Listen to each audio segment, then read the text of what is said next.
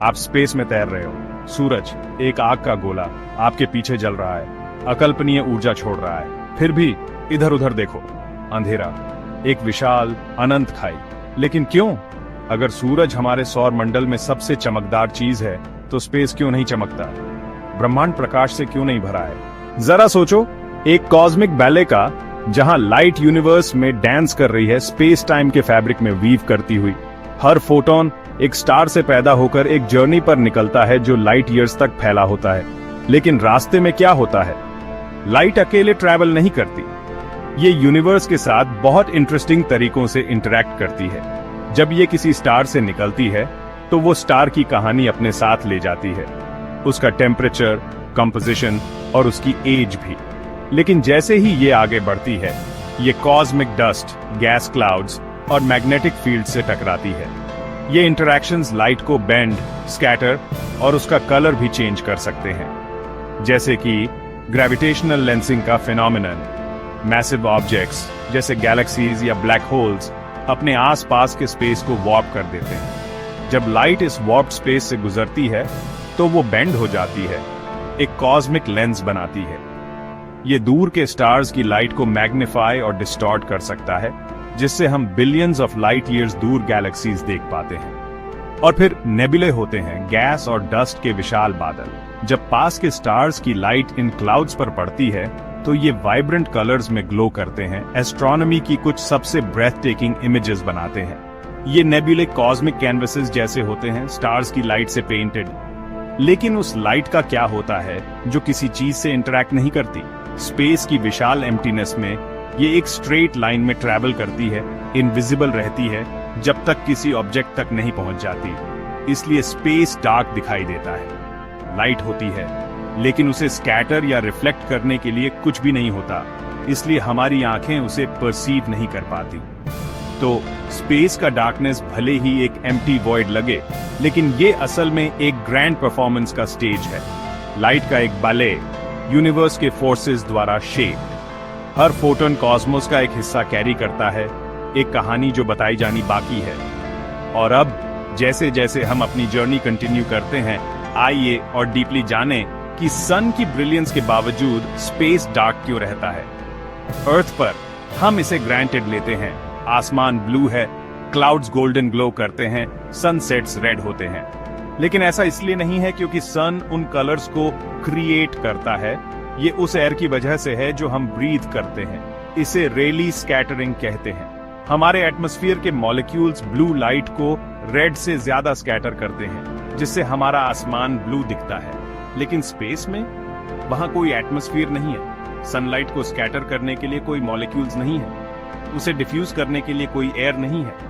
Light एक straight line में travel करती है, इनविजिबल रहती है, जब तक किसी चीज से नहीं टकराती, जैसे किसी प्लैनेट, स्पेसशिप या एस्ट्रोनॉट से।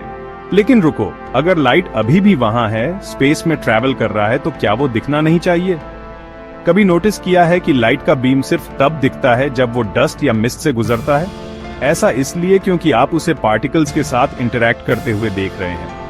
प्योर वैक्यूम में वहां लाइट के बाउंस होने के लिए कुछ भी नहीं है, न डस्ट, न एयर, न स्कैटरिंग, बस खालीपन।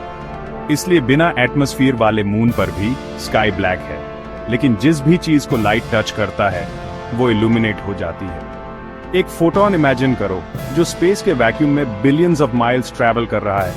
यह अनसीन रहता है, एक साइलेंट ट्रैवलर, जब तक कि यह किसी ऑब्जेक्ट, प्लैनेट, स्पेसशिप या फिर एस्ट्रोनॉट से एनकाउंटर नहीं करता। तभी यह खुद को रिवील करता है, ऑब्जेक्ट को इल्यूमिनेट करता है और उसे हमारी आईज के लिए विजिबल बनाता है। लाइट का यह जर्नी स्पेस की डेप्थ से लेकर सरफेसेस तक जिन्हें यह इल्यूमिनेट करता है, कॉस्मोस की वास्टनेस और कॉम्प्लेक्सिटी का प्रमाण है। ये एक रिमाइंडर है कि हम जो देखते हैं वो बस एग्जिस्ट करने वाली चीजों का एक फ्रैक्शन है, बाकी हिडन रहता है, डिस्कवर होने का वेट कर रहा है। तो अगली बार जब आप नाइट स्काई की तरफ देखें और ट्विंकलिंग स्टार्स को देखें, तो लाइट के इनविजिबल जर्नी को याद रखें। ये स्पेस के वैक्यूम के थ्रू एक वॉयज है, एक जर्नी जो यूनिवर्स की हिडन ब्यूटी को व्यू में लाता है। और अब आइए डीपर डेल्व करें कि सन की ब्रिलियंस के बावजूद स्पेस डार्क क्यों रहता है। लेकिन चलो और बड़ा सोचते हैं। अगर ब्रह्मांड में खरबों तारे हैं तो क्या उनकी मिलीजुली रोशनी से आसमान नहीं भर जाना चाहिए? रात का आसमान दिन की तरह चमकदार क्यों नहीं है? इसे ओनलबर्स का पैराडॉक्स कहते हैं। अगर ब्रह्मांड अनंत और स्थिर होता तो हर दिशा में अंततः एक तारा नजर आना चाहिए, आसमान को अंतहीन रूप से चमकना चाहिए। लेकिन ऐसा नहीं है। क्यों? क्योंकि ब्रह्मांड स्थिर नहीं है, ये फैल रहा है। और जैसे जैसे आकाश गंगाएं हमसे दूर जाती हैं, उनकी रोशनी खींचती है, दृश्यमान प्रकाश से इंफ्रारेड और यहाँ तक कि माइक्रोवेव में बदल जाती है, जो हमारी आंखें नहीं देख सकती। फैलते हुए ब्रह्मांड की अवधारणा सबसे पहले एडविन हबल ने प्रस्तावित की थी, जिन्होंने देखा कि आकाश गंगाएं हमसे दूर जा रही हैं। यह दर्शाता है कि ब्रह्मांड बढ़ रहा है। यह विस्तार दूर की आकाश गंगाओं से आने वाले प्रकाश को रेडशिफ्ट का कारण बनता है।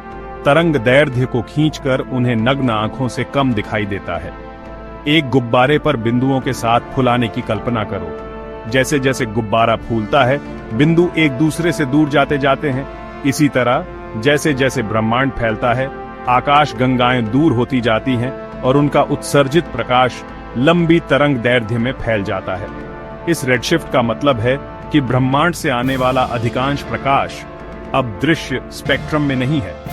इसके अलावा ब्रह्मांड की सीमित आयु का अर्थ है कि सबसे दूर के तारों से प्रकाश हमारे पास पहुंचने के लिए पर्याप्त समय नहीं मिला है। अवलोकन योग्य ब्रह्मांड प्रकाश की गति और ब्रह्मांड की आयु द्वारा सीमित है। एक ब्रह्मांडीय क्षितिज बनाना जिसके आगे हम नहीं देख सकते। तो भले ही यह विरोधाभासी लगे, रात के आकाश का अंधेरा वास्तव में हमारे ब्रह्मांड की गतिशील, हमेशा बदलती प्रकृति का एक गहरा प्रमाण है। यह एक अनुस्मारक है कि हम जो देखते हैं वह न केवल हमारी इंद्रियों द्वारा सीमित है, बल्कि अंतरिक्ष और समय के मूलभूत गुणों द्वारा भी सीमित है। जैसे जैसे हम उन्नत दूरबीनों और उपकरणों के साथ ब्रह्मांड का पता लगाना जारी रखते हैं, हम इसके छिपे हुए प्रकाश को और अधिक उजागर करते हैं, ब्रह्मांड की वास्तविक भव्यता को प्रकट करते हैं। हम जो अंधेरा देखते हैं वह अभाव नहीं, बल्कि एक घूंघट है, अस्तित्व के गहरे रहस्यों को छिपाना। और अब आइए गहराई से जाने कि सूर्य की चमक के बावजूद अंतरिक्ष में अंधेरा क्यों रहता है। लेकिन सूरज की रोशनी के बावजूद अंतरिक्ष के रहस्यमय अंधेरे में जाने से पहले चलो एक और अद्भुत घटना के बारे में जानें, जो ब्रह्मांड के छिपे हुए रहस्यों पर प्रकाश डालती है। कॉस्मिक माइक्रोवेव बैकग्राउंड या CMB। CMB बिग बैंग की एक धीमी सी आवाज है। 13.8 अरब साल पहले ब्रह्मांड के जन्म की एक फुसफुसाहट। यह प्राचीन प्रकाश तब से अंतरिक्ष में यात्रा कर रहा है, ठंडा हो रहा है और स्पेक्ट्रम के माइक्रोवेव भाग में फैल रहा है। ब्रह्मांड की कल्पना एक बच्चे के रूप में करो। जन्म के कुछ क्षण बाद यह गर्म, घना और चमकते प्लाज्मा से भरा था।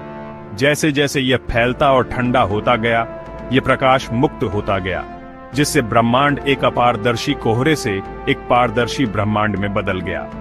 1966 में अर्नो पेनजियास और रॉबर्ट विल्सन द्वारा गलती से खोजा गया CMB नवजात ब्रह्मांड का एक स्नैपशॉट है।